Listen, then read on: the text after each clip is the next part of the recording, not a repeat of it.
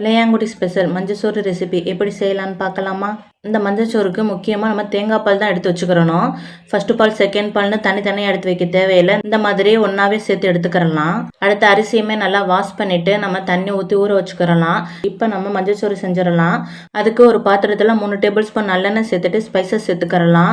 ஒரு பிரிஞ்சி இலை, ஒரு அன்னாச்சிப்பூ, 2 பட்டை, 4 ஏலக்காய், 4 கிராம்பு, கொஞ்சம் கல்பாசி, இதெல்லாம் நல்லா எண்ணெயில் ஃப்ரை ஆனதுக்கப்புறம் நம்ம கட் பண்ணி வச்சிருக்கிற வெங்காயத்தை சேர்த்துக்கிறலாம். இதுக்கு மேக்ஸிமம் சின்ன வெங்காயம் தான் சேர்ப்பாங்க. நான் இன்னைக்கு பெரிய வெங்காயம் சேர்த்துருக்கேன். அடுத்து கருவேப்பிலை, கொஞ்சம் மல்லி இலை சேர்த்து நல்லா மிக்ஸ் பண்ணி விட்டுக்குருவோம். இப்போ 1 டேபிள் ஸ்பூன் இஞ்சி பூண்டு பேஸ்ட், 2 தக்காளி பழத்தை இந்த மாதிரி பெரிய சைஸாவே கட் பண்ணி சேர்த்துக்கலாம். அதோட 1/2 டீஸ்பூன் மஞ்சத்தூளையுமே சேர்த்து நல்லா எண்ணெயில இந்த மாதிரி மிக்ஸ் பண்ணி விட்டுக்கோங்க.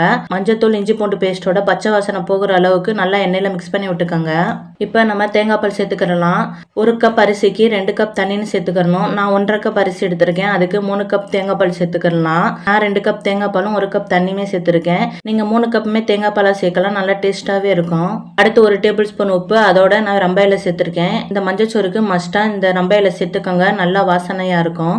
கொதிச்சோன்னு தான் அரிசி போடணும் அப்படின்னு இல்லை. தேங்காய் பால் கொதிச்சா அப்படியே திரியா ஆயிரும். அதனால கொதி வர்றதுக்கு முன்னாடி அரிசி சேர்த்துக்கோங்க. அப்பதான் நல்லா டேஸ்டா இருக்கும். இப்போ நம்ம ஊற வச்சிருக்கிற அரிசியுமே நல்லா தண்ணியை ஃபில்டர் பண்ணிட்டு சேர்த்துக்கிருவோம். அரிசியெல்லாம் சேர்த்துட்டு நல்லா மிக்ஸ் பண்ணி விட்டுட்டு நம்ம மூடி போட்டு க்ளோஸ் பண்ணி வச்சுக்கிறலாம். இது ஒரு 10 நிமிஷத்துக்கு நல்லா ஹை ஃப்ளேம்ல குக் ஆகட்டும். ட்ரெடிஷ்னலாக மஞ்சச்சோறு ரெசிபி செய்யும்போது நம்ம வீட்டில் ஆக்கிற சாப்பாடு அரிசியில தான் செய்வாங்க. ஆனால் இப்போ சீரக சம்பா அரிசியிலுமே செய்கிறாங்க. நான் இப்போ எப்பவும் போல் வீட்டில் ஆக்கிற சாப்பாடு அரிசியில தான் செய்கிறேன். நல்லா இந்த அளவுக்கு குக் ஆனதுக்கப்புறம் நம்ம தம் போட்டுடலாம். நம்ம யூஸ்வலாக எப்படி பிரியாணி தம் போடுவோமோ அதே மாதிரி கீழே தோசைக்கல் வச்சுட்டு மேலே நம்ம ஒரு வெயிட் வச்சு தம் போட்டுடலாம். ஒரு 5 நிமிஷத்துக்கு லோ ஃப்ளேமில் குக் பண்ணிக்கிறலாம். அவ்வளோதான், இது சூப்பராக தம் ஆயிரும். இப்போ நம்ம அடுப்பை ஆஃப் பண்ணிவிட்டு ஒரு 10 நிமிஷம் சென்று ஓப்பன் பண்ணி பார்த்தோம்னா நம்மளுக்கு உதிரியாக சூப்பரான மஞ்சச்சோறு டக்குன்னு ரெடி ஆயிரும். எங்கள் ஊரில் கல்யாணம் விசேஷங்களில் ஃபுல்லாக பிரியாணியை காட்டிலும் மேக்ஸிமம் இந்த மஞ்சச்சோறு ரெசிபி தான் செய்வாங்க. இந்த மஞ்சச்சோறுக்கு வந்து மட்டன் தால்ச்சா, மட்டன் கிரேவி, அப்படி இல்லை சிக்கன் கிரேவி வச்சு சாப்பிடுவோம். ரொம்பவே டேஸ்டா இருக்கும். இந்த மஞ்சச்சோறுக்கு வந்து இந்த காம்பினேஷன் இல்லாம வேற என்னென்ன காம்பினேஷன்ல நீங்க சாப்பிடுவீங்கன்னு கமெண்ட்ஸ்ல சொல்லுங்க.